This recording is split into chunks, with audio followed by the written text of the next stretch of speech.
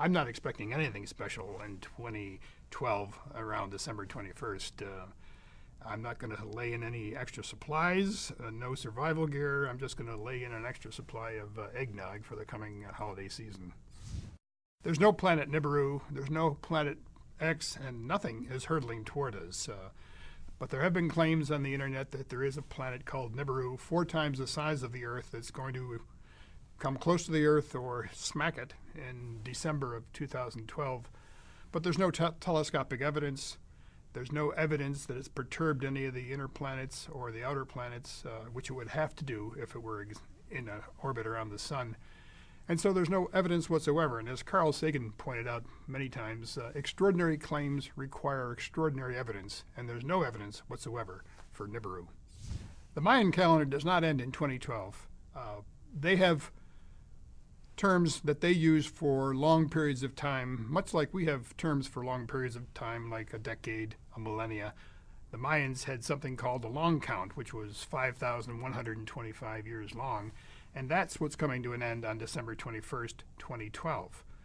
But a new long count begins on December 22nd, 2012, much like our own calendar ends on December 31st, and a new calendar for the next year begins on January 1.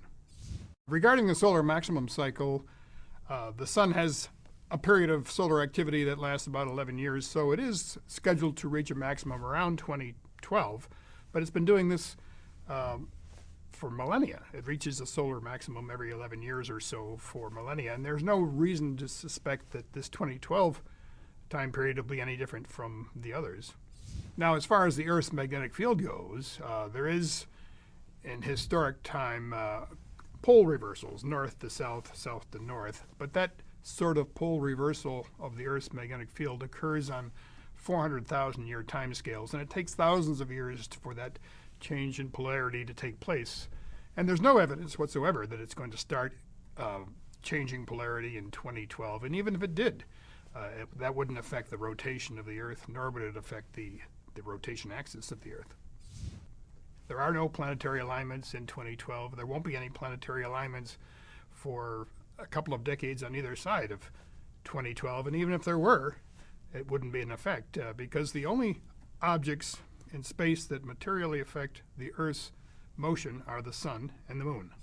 Folks have to be very careful when they get information on the web, and that goes especially for objects that are in near Earth space and are coming close to the Earth.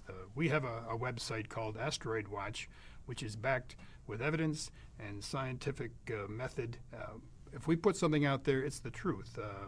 If you go to other websites and they're putting things out without evidence, without science, don't believe it. You have to be very careful where you go for your information.